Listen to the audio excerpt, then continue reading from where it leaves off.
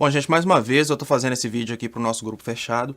Eu vou aprofundar nas teorias do último vídeo que eu fiz, que foi sobre a fabricação, a fábrica de crise, como que a mídia utilizou as teorias econômicas de John Maynard Keynes para poder fabricar essa crise econômica que gerou esse desemprego que a gente está vivendo hoje.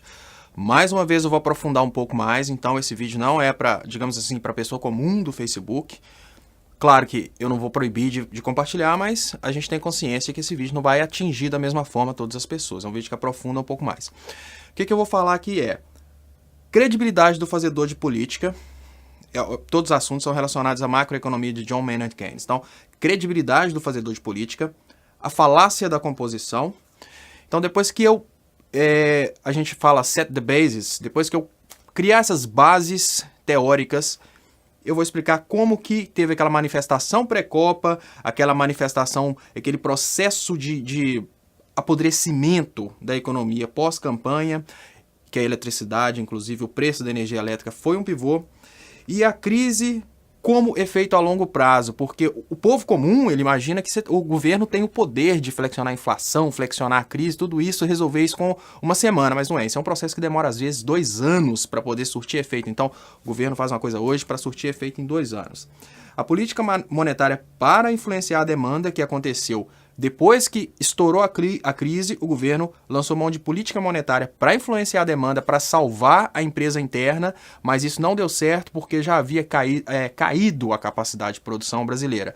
Então, o que todo mundo condena o governo pelo o dólar subiu, né? Eu adoro ver gente, economistas de internet falando, mas o dólar subiu. Não, isso foi uma tentativa do governo de flexionar a política cambial para o produto brasileiro ficar mais competitivo e salvar a indústria brasileira.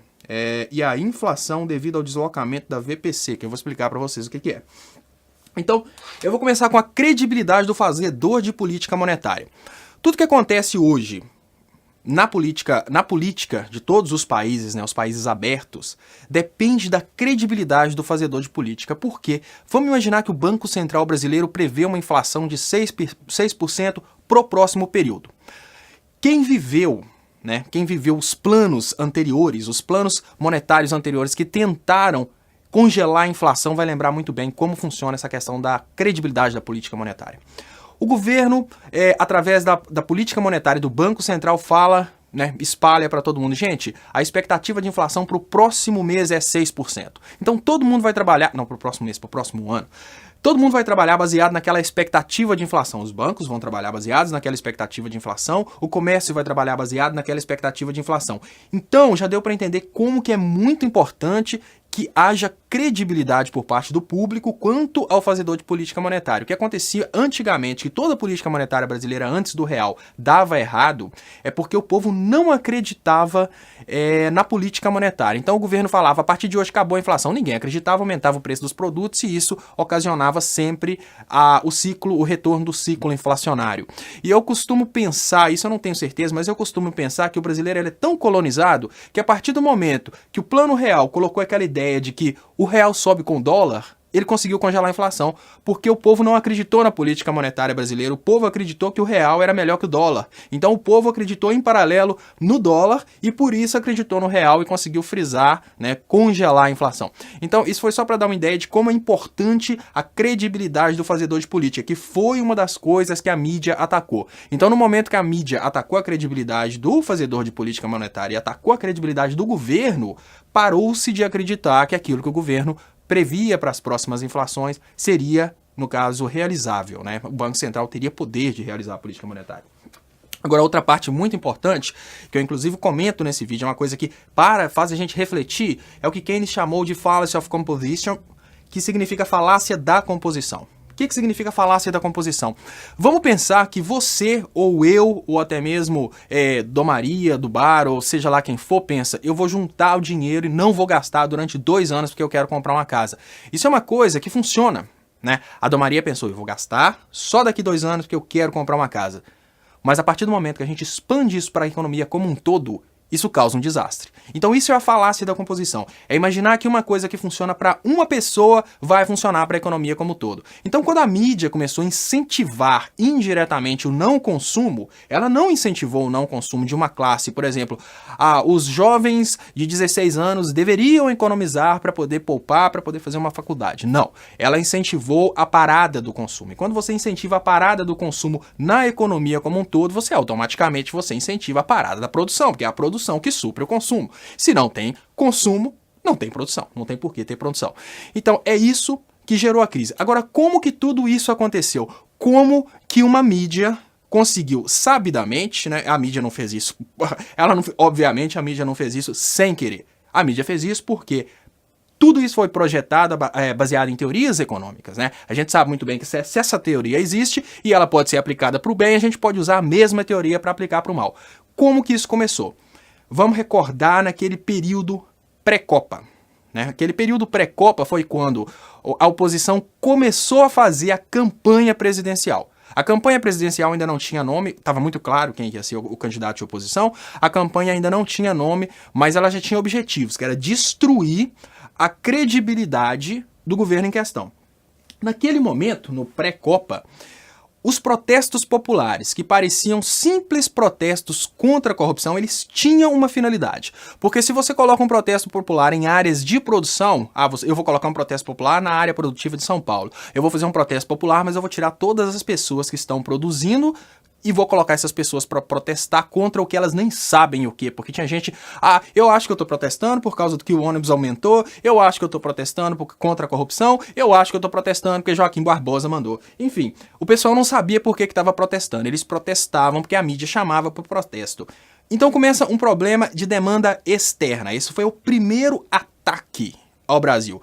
Demanda externa, porque a partir do momento que, vamos imaginar, eu tenho um supermercado, vamos pensar onde eu moro, eu tenho o Tesco aqui na Inglaterra, e eu penso, gente, eu não posso confiar no Brasil como sendo meu produtor dessa mercadoria, porque afinal de contas, o Brasil está entrando em crise econômica. Né? Quando a gente pensa numa pessoa comum, ela não pensa tão profundamente, mas nós estamos falando de empresas super alicerçadas. Então, começou uma crise econômica num país que é meu fornecedor, eu já começo a procurar outro fornecedor. Então foi assim que essa situação de crise criada pela oposição, que levou as pessoas para a rua para começar a destruir a economia brasileira, ela destruiu um pouco da demanda internacional, mas até então não se tinha tocado na demanda interna.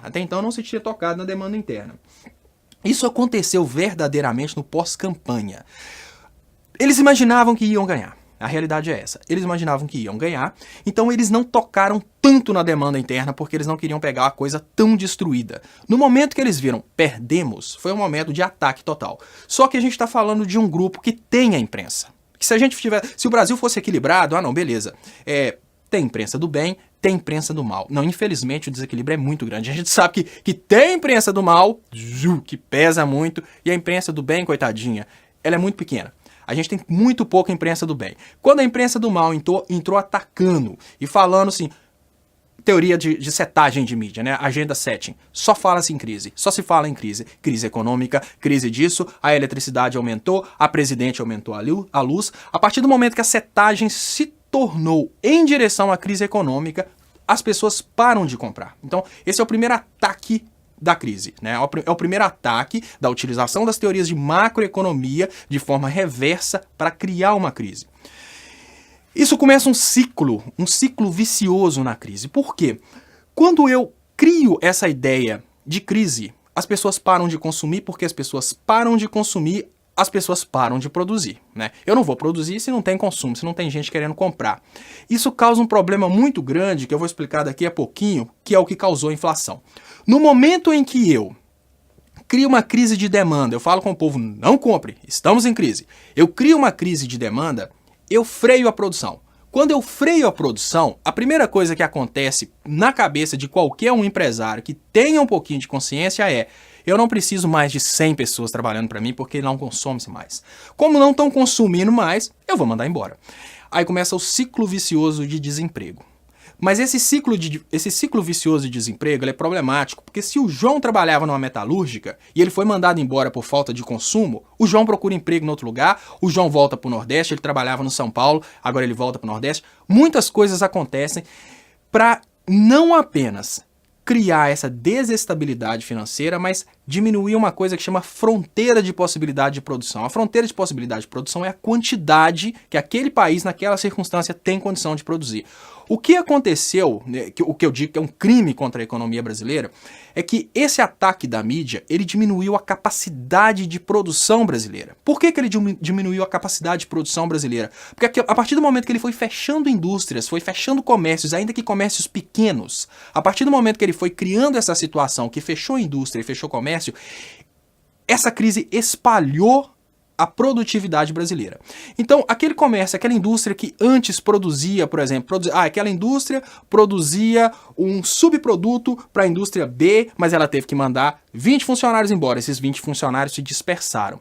Então, entra a parte que eu falo, que é a política monetária, que foi a última tentativa do governo para retornar as coisas no eixo, que é o que causou a inflação. Até então a gente tinha uma crise de demanda, a inflação não estava subindo tanto, mas então o fazedor de política, que não é mãe de Ná, infelizmente, quem faz política monetária, quem faz política fiscal são pessoas de carne e osso como a gente, eles não são paranormais, eles têm que prever e decidir. Quando você prevê você tem que decidir. Eu sou de esquerda, eu vou prever para defender meu povo. Eu sou de direita, eu vou prever para defender o empresário. Então, o que o governo fez, na verdade, foi uma tentativa de defender povo e empresário, flutuando, flexionando a política monetária. O que todo o super inteligente, né, os economistas de internet acham que o dólar sobe, o dólar desce. Não. O governo fez flexionou a política monetária para o produto brasileiro ficar mais competitivo, vender mais no exterior, e vendendo mais no exterior, aquelas indústrias que pararam de vender dentro do Brasil por causa da crise causada pela mídia, elas voltam a produzir. Aí aconteceu o problema da inflação.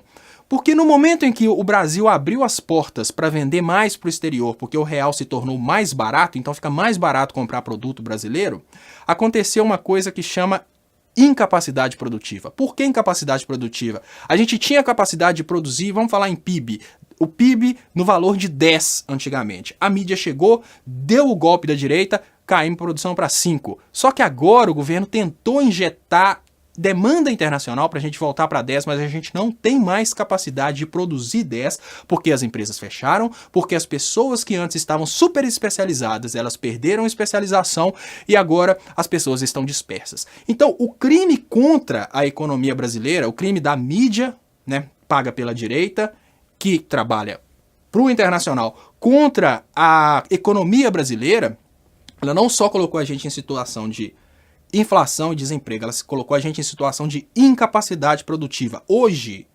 mesmo se tivesse a mesma demanda que a gente tinha há 6 anos atrás, a gente não tem mais capacidade de produzir naquele nível, porque as empresas já não são mais tão produtivas quanto antigamente.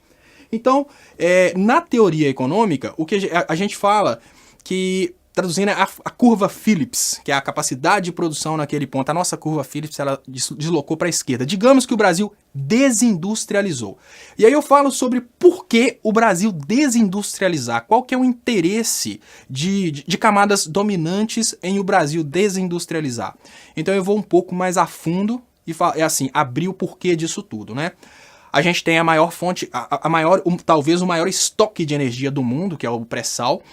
E um país super industrializado, ele não vai vender esse pré-sal para fora. Se a gente tem indústria, se a gente tem consumo interno e se a gente tem altos salários, não adianta uma Shell, uma Exxon, nenhuma empresa de fora comprar o pré-sal. O pré-sal só é interessante num local destruído onde as pessoas estão dispostas a trabalhar quase de graça. Então, os processos de colonização do Brasil, né, de segunda colonização do Brasil, não é apenas a compra do pré-sal, é a desindustrialização. Porque a partir do momento que o Brasil é desindustrializado, ele não usa a energia que ele tem disponível. Então o Brasil não precisa mais usar o pré-sal, então o Serra pode ter essa justificativa que a gente não tem por que segurar o pré-sal só para a gente se a gente não tem demanda para tanta energia. E ao mesmo tempo, eles têm mão de obra barata, porque se o país não tem indústria, não tem demanda para o funcionário perde o poder de barganha, e aí a gente vai ver engenheiro trabalhando por $200, a gente vai ver médico, pessoas super especializadas trabalhando na extração de petróleo por $200, que é o que acontece em países onde eles tomam o petróleo e implementam essa mesma política obscura que eles estão querendo implementar no Brasil. Então, agradeço mais uma vez pela credibilidade, né, que vocês me pediram no outro vídeo. Esse eu tô tomando a iniciativa de fazer para postar no grupo. E espero que tenha ficado claro. Qualquer dúvida, por favor, pode falar que a gente grava mais. Muito obrigado.